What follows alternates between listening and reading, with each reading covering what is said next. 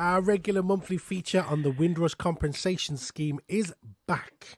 So get your pen and papers ready. Joining us now is paralegal and founding member of the Liverpool Advocates for Windrush, Tanika Stevenson. Thank you very much for joining us. Thank you very much for having me again, Jermaine. Slide a little closer to that microphone for me. Thank you. Thank you. It's great to have you on.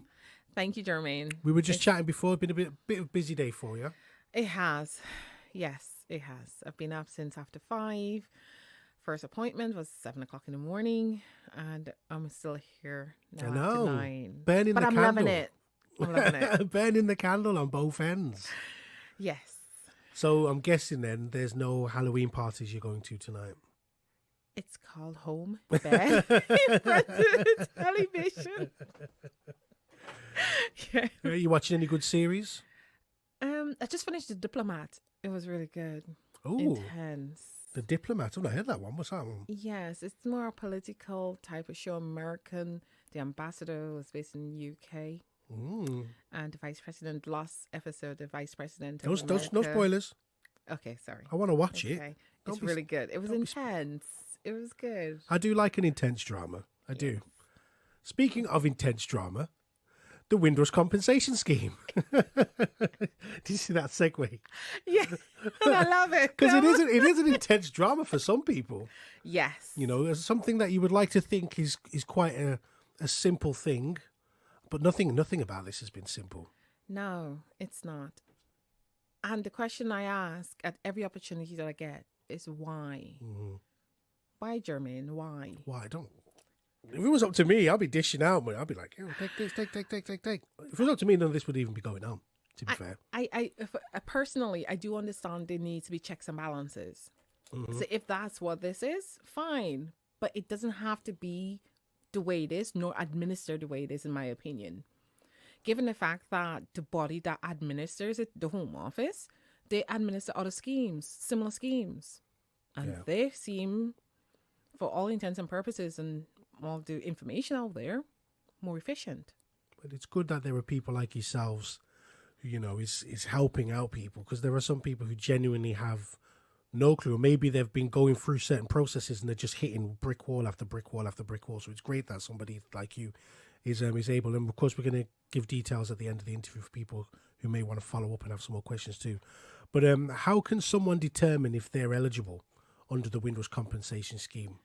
First, the standard thing will be to go online, look at the .gov website and find Windrush compensation or status rectification schemes and read the application form, whether they're primary, close family, or if they're applying on behalf of the deceased relatives, that application form, its associated guidance and the caseworker guidance. Mm-hmm.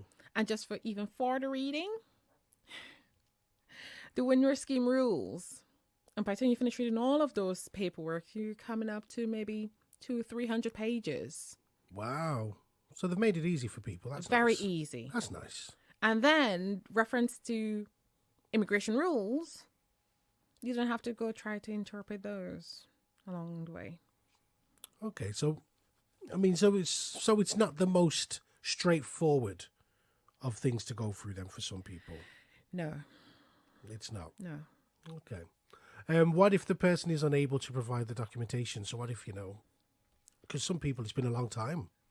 So what if they can't find papers? Maybe it's in the back of the attic, or long gone. That's a good question. But before I answer that question, can I go back to the previous question? So I said going to go on the .gov website, but alternatively they can contact us. That's why we're here. So if you're unable to wade through those pages, contact us. We'll do it for you. We'll help you. Mm-hmm. You can either visit us at Liverpool Drama University, the Legal Advice Clinic on Hardman Street, or call us, liverpooladvocatesforwindrush.org. Go on our website and call us. Or even better yet, on Sunday, we have our monthly Windrush Q&A session from 3 p.m. to 5 p.m. once a month, the first Sunday of every month. Join us this Sunday. This is the first Sunday of November. And ask us any question you have. If you're eligible, we'll try to help you without you giving specifics. What kind of questions do people usually throw at you at that? I came here to join my parents who were here before 1988, for example, and I left for more than 2 years. I've been trying to come back. Why can't I come back, or why is it difficult? They're termed as returning residents, and we explain the situation where that's concerned. Or my grandparents came 1949, 1950s, 60s, and didn't apply for British nationality. They were happy with their nationality. For example, like India only could have one nationality. So a lot of people do not renounce their Indian nationality to keep it. But if they were to, they'll have to give it up in order to get British. So they've lived there many years, never been in trouble, but now no evidence to prove that they're here legally. What do? Okay. Some people do not even know that they can't have dual nationality Indian nationals. Wow. So then, back to the documentation question then. Yes. You know, if by whatever means, I mean, like we said, some people been here since the 50s, 60s, and the documentation that they may have had has gone missing. Yes. What then? Two things. One, you contact the Home Office and ask for subject access request, which they will then provide your immigration history insofar as they can. They have said to me that their records only go back to 1985. But if you came in 1973, what do you do then? Maybe try to get school records. We're in 2024. Does school records exist 40, 50 years ago? Especially if the school closed down? The archives destroyed? So unfortunately, to answer your question, what do? You contact the relevant authorities if you can. For example, the NHS, whose records may go back a bit further. Local housing or councils, their records may go back 15 to 30 years.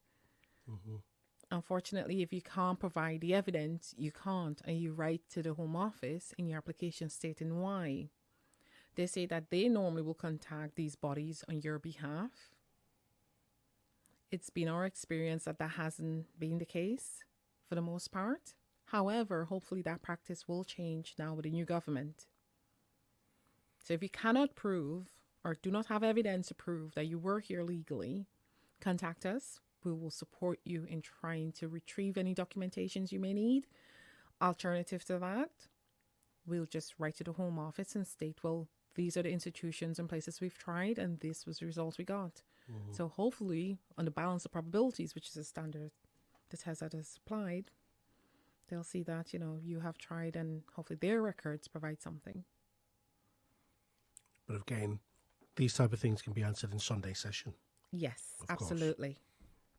If people want to get more information, support, yes, because I'm sure people are going to need both of those things. Yes. How can they go about that? First, you can check out our website, and if you're not in Liverpool, that's fine. We help people from anywhere. Maybe in your area, they may even have local services being offered. But check your local areas first. It may be more convenient that you want to go into an office or visit someone. Alternative to that, Liverpool Advocates of Windrush.org. Go on our website, get our contact details. Google Liverpool John Moore University Legal Advice Clinic. Give us a call. We'll make an appointment. We do telephone appointments. We do Zoom appointments. It doesn't matter where you are. If you need our help, we are here to help you. One of the things I must say also is that from the 31st of December 2024, you may have heard that the BRP cards, the physical BRP cards, is moving to online system. I would encourage you strongly to register before the 31st of December 2024 for the digital BRP card. If you wait until the 1st of January 2025, then you have to provide evidence that you've been here lawfully, even though you have a BRP card, which may have expired in 2025 sometime or 2026. What's one of those cards? BRP cards is a card that's given to show your status, whether it's limited leave to remain in the UK, indefinite leave to remain, similar to your NTL card, no time limit, which is given to Windrush claimants going through the schemes now. Okay. So please do register for it, because the Guardian newspapers, when it broke the story, said they're estimating 200,000 people are going to be affected. And they've coined it the digital Windrush scandal. Wow. So not only do we have the current Windrush scandal, people, we're not going to get a digital Windrush scandal. We already do not know how many people are affected by the current scandal. They're estimating that 400 to 200,000 people, or 200,000 people, with a digital Windrush scandal. Wow. Interesting. Digital. Wow. Okay. Sorry, Jermaine. I think I just gave you too much information there. But honestly, I appreciate it's overwhelming. I appreciate it's a lot of information. But it's happening. Mm-hmm. And this is, I mean, you say that, it's true, because, I mean, I know there are some people, we all have a tendency sometimes of burying our heads in the sand and, you know, hoping for the best and kind of thinking if we just ignore it, it'll go away. That's not the case with this. Unfortunately, no. Mm-mm. What's worse is that, in my opinion, it's easy to resolve. The government has apologized. The government acknowledged that they want to right the wrongs, that they've committed an injustice, an error. But why isn't more being done? Mm-hmm. Again, this is not the only scheme the government administers. I appreciate there's a new government in power, but this scheme, the scandal has been in the media for years. The hostile environment even longer. Why isn't more being done? Why, I ask you, Jermaine, and the listeners, why is only a subset of people going through this? Somebody asked me recently, are EU citizens affected? And the answer is yes, EU citizens are affected. There have been the most successful claimants to the scheme to date. But if you look at their forms, only Commonwealth countries are listed. Mm-hmm. 65 Commonwealth countries, but there are 56 Commonwealth countries, not 65. The 9 are British territories and dependencies, but not one EU country is listed. Why? Sorry, I have lots of whys. I know. I'm just like, because I don't know the answers. Neither do I. That's why I'm just looking at you like, I don't know why. I don't know why. I'm sorry.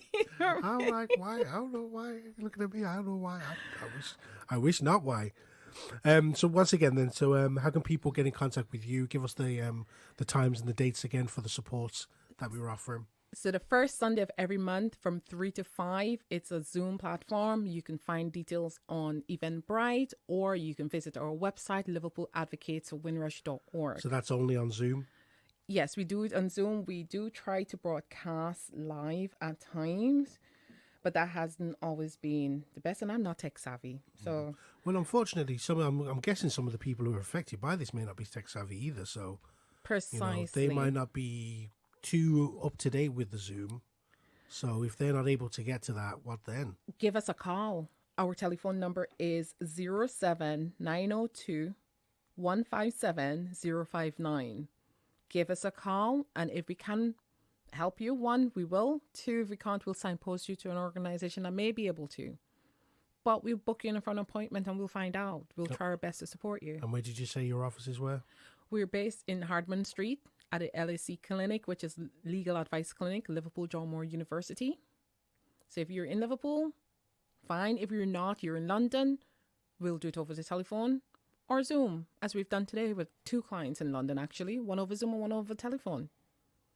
So wherever you are, even if you're abroad, we can still do WhatsApp or some other means of communicating with you, but we're here to help. Amazing. Is there anything else you'd like to add before we go? Thank you for giving me the opportunity to be here tonight. And I implore all your listeners, if you're not sure if you're affected, just ask. Ask someone, if you trust your neighbor, a friend, can you check my status for me? Or reach out to us. It's a confidential, free service. If you need legal advice, for example, you have a family matter or a civil matter, the Pro Bono Clinic offers free legal advice also. Solicitors, free legal advice. You have a criminal issue, free legal advice. So it's not only Windrush issues we're covering. So if you need help, reach out. We're here. It's free. Thank you so much joining us. Now you've had your long day. Yes. Now you can go relax, put your feet up, cup of tea. I like wine better, but yes, cup of tea is good. That too. It's Friday night. Why Yes. not? Glass of wine too. Thank you so much, Thank Tanika. you very much, Thank you. Jermaine. Thank you.